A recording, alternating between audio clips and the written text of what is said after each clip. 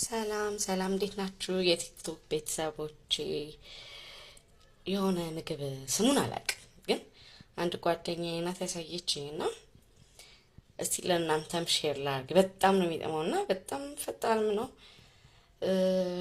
ለልጆቻችሁ ራሱ ለምሳም ይሁን ለቁርስ ፓክ ማድረግ የምትችሉት በጣም ቀላል የሆነ ምግብ አሰራር ነው እና በእንቁላልና በሶሲ በደቃቁ ሶሲ በሱ ነው የሚሰራው እና ይኸው ሽንኩርት፣ ቃሪያ፣ ነጭ ሽንኩርት፣ ድንች ከፈለጋችሁ መጨመርም አለመጨመርም ትችላላችሁ።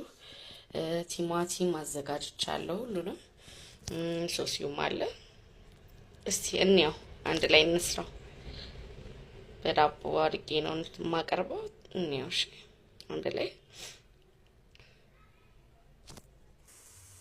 ይኸው የጋለ መጥበሻችን ላይ ሽንኩርታችንን አድርገናል። ሽንኩርታችንን ጥብስ እናደርገው። ስፔሻሊ ደግሞ ሽንኩርት እንደኔ ለማይወድ ሰው ጥብስ ቢደረግ ይመረጣል።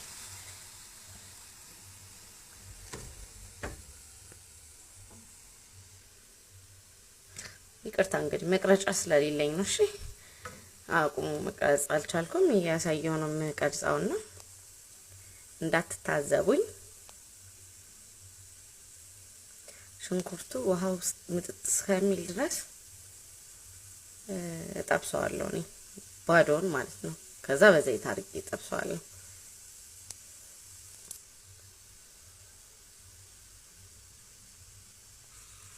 ይኸው አሁን ደግሞ ትንሽ ዘይት አድርጌበታለሁ፣ ምክንያቱም ለሶይ ሶስም መጥበሻ ይሆነኛል ብዬ ስላሰብኩኝ።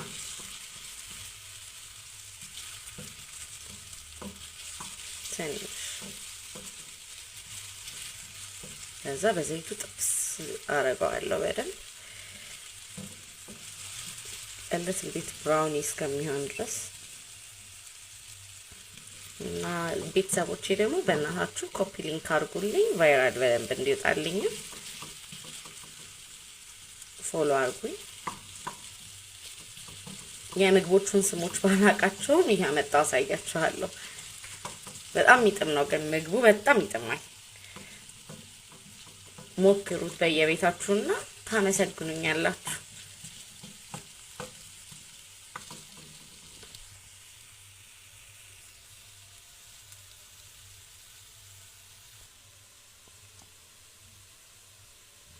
አለትል ቤት ብራውን ይሆናል። ለኔ እዚህ ላይ አሁን ቲማቲም ጨምር